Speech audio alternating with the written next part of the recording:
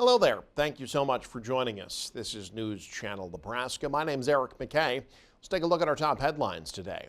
The federal government shutdown's now in its 42nd day, but is also one step closer to ending. Monday night, the Senate approved a bill to reopen the government until the end of January. 8 members of the Democratic caucus voted with Republicans to pass the bill. They worked out a deal with Republican leaders to bring a vote on health care subsidies to the floor. Extending subsidies to keep Affordable Care Act premiums from skyrocketing was the main issue for Democrats during the shutdown. Most Democrats said they wanted a guarantee the subsidies would be extended, not just a vote on the issue. The legislation now moves back to the House. It's scheduled for a vote on Wednesday. If the House approves the bill, it then heads to President Donald Trump's desk for his signature. With the government funding compromise now headed to the House, the government shutdown could soon be over. But in the meantime, an appeals court rejected the Trump administration's effort to block full SNAP payments. But many recipients still don't really know what's happening. Sherelle Hubbard has more.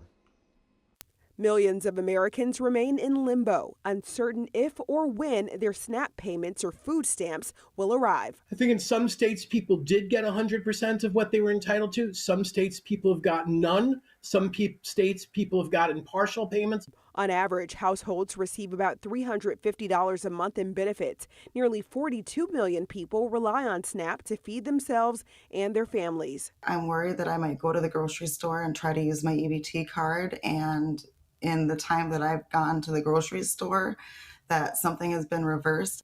The U.S. Department of Agriculture said it would not use its contingency fund to partially cover food stamp benefits. But 2 federal judges ordered the USDA to use emergency funds to partially cover November benefits. Days after the Trump administration said it would only fund half of November SNAP benefits and then 65%. A federal judge stepped in again to order full payments be made, but the Trump administration filed an appeal. Supreme Court Justice Ketanji Brown Jackson temporarily halted that order Friday evening to allow the appeal to play out. Some states that hastily dispersed full payments were ordered to undo those distributions by the USDA on Saturday. They're saying, well, we want that money back. They're not getting it back. A group of Democratic-led states and a coalition of cities, nonprofits, unions, and small businesses have launched fast-moving legal challenges seeking to restore full benefits. I'm Sherelle Hubbard reporting. For about 140,000 Nebraskans, SNAP benefits still up in the air. The Nebraska Department of Health and Human Services told our news partners at KSNB in a statement they're following the USDA's guidance on SNAP distribution. That means processing partial payments. But DHHS says those payments have not been distributed in Nebraska yet. The legal battle has left states with unclear guidance on implementation. The Trump administration returning to the Supreme Court, trying to freeze full funding of SNAP benefits during the shutdown. That's after the USDA told states over the weekend to undo any SNAP benefits they may have distributed so far. In other news, a Nebraska couple remembering their daughter, a student at the University of Kansas, killed in a hit-and-run crash over the weekend. Eric Graves has more. Just a grin that lit up a room. Elsa McGrain's parents, Anna and Jordan, are sitting in front of some of their favorite pictures of Elsa. You know, she was very active. I think there's a picture of us hiking, and then her sorority house, I think, with her dad. And so you can't help but smile like that when you're around her. Elsa's parents got the news Friday. Elsa had been hit by a car and killed while out on a run in Lawrence. Anna and Jordan say there's no way to replace the light she brought to their lives. She really was a gift from God, and God was a big part of her life. Anna and Jordan say Elsa was a young woman led by her faith in Jesus. I can't even describe how much she gave to others and didn't worry about herself. At KU, Anna was an involved member of Chi Omega. She was studying hard with plans to graduate early next year and eventually head to medical school. That was one of our last exchanges about how excited she was to get into medicine. Now, Elsa's parents and 3 siblings are focused on her lasting legacy of caring for others. On the good that she created, on the good that people felt in her presence, and the good that we can all continue to do in her name. A 16-year-old boy is recovering from injuries and could be facing charges after a crash last week. The Merritt County Sheriff's Office said the crash happened about 2 miles south of Central City. Authorities say the teen was eastbound when he lost control of his vehicle and ended up in the ditch. The Sheriff's Office says they believe alcohol a contributing factor in the wreck. A Northeast Nebraska man faces multiple charges after a search warrant last week. Tacoma police say 37-year-old Kyle McCarty was arrested. That's after police say they searched a camper on the town's east side and found what they say was thousands of dollars worth of stolen goods and drugs. McCarty now scheduled to be arraigned in Burt County Court next month. Well, in Columbus, a corn processing complex has officially launched the world's largest bioethanol carbon capture facility. Hanky Hazelton has more. In a groundbreaking move, ADM, a leading agriculture supply chain in Columbus, has partnered with Tallgrass Trailblazer Pipeline to achieve a first for corn processing complexes, transporting millions of CO2 tons annually. We're partnering with Tallgrass to transport it to southeastern Wyoming because other states have tried to put CO2 pipelines in the ground and have been far less successful. Tallgrass has been a great partner in that. They're very respectful of the landowners and partner with them and make sure that this is something that the people that own the land are willing to do. To illustrate how CO2 is prepared for transport, ADM extracts starch from corn, converting it into dextrose, a simple sugar that then undergoes fermentation, where yeast consumes the sugar, ultimately producing ethanol. We then go through a distillation process where we purify the ethanol, and as part of that fermentation process, that is where the biogenic carbon dioxide is produced. So it's exhaled by the yeast, very similar to how we are inhaling oxygen and exhaling CO2 right now. So that is the CO2 that we're capturing and sequestering underground through Tallgrass's pipeline. The event also drew notable figures like Governor Jim Pillen, Columbus Mayor Jim Bulkley, and Congressman Mike Flood, all of whom emphasized the significant economic boost this initiative promises for Nebraska. We're going to see farmers get paid better.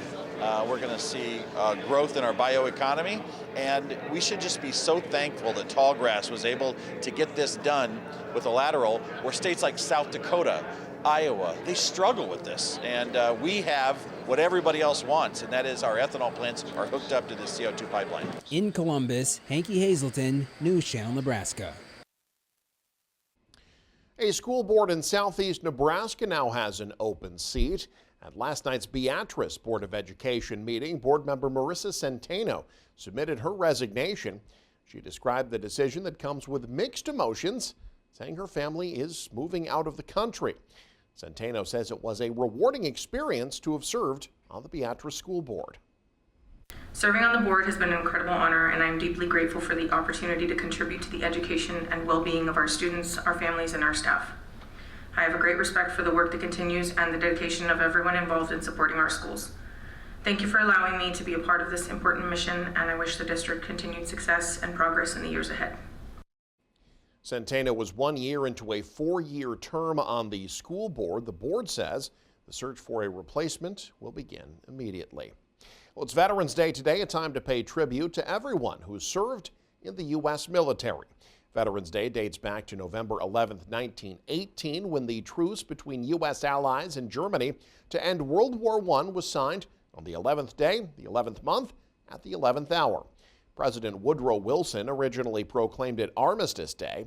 In 1954, President Dwight Eisenhower officially renamed it Veterans Day. It's a federal holiday.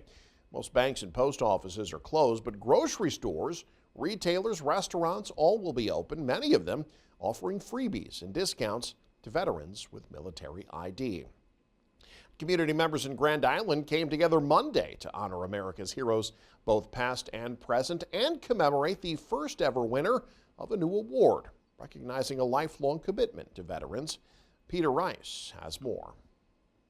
And the home of the brave. The sound of the Star-Spangled Banner filled the air in Grand Island Monday as veterans, families, and local leaders gathered to honor those who've served and sacrificed for our country's freedom. During the ceremony, guests were invited to share a meal served by students from Grand Island Central Catholic, giving the community a chance to connect with the veterans they came to celebrate. The event also included a surprise, the presentation of the first ever Honoring Our Veterans Award. It really was a work of heart for 40 years at the Vets Home, serving as the recreation manager, so I am truly blessed to have had that opportunity. Our veterans have made all of our opportunities for us, and we're here to celebrate them all week long and also all year long. But it was also quite a blessing to be in a position to provide care and service for our veterans all of those years. Organizers say that the award will become an annual tradition. Monday's ceremony also featured a Quilt of Valor presentation, which is a handmade gift of gratitude and comfort for a local veteran. For some in attendance, the event was more than just a Veterans Day ceremony. It was a reminder of the community's ongoing promise to remember, serve, and say thank you. Hoorah, Leatherneck, happy birthday. It's about honoring and recognizing those who have worn the uniform, but in fact, they still wear the uniform in their hearts. Veterans Day is not about hanging up the uniform. It's about wearing that uniform in a different manner. Maybe it's not on your body, but it's in your heart. It's in your soul. In Grand Island, Peter Rice, News Channel Nebraska. And you can stay up to date with the very latest by following us online. Head to newschannelnebraska.com and click on the News tab there. You can also follow us on X, like us on Facebook and Instagram as well. Thanks for joining us. Happy Veterans Day. This is News Channel Nebraska.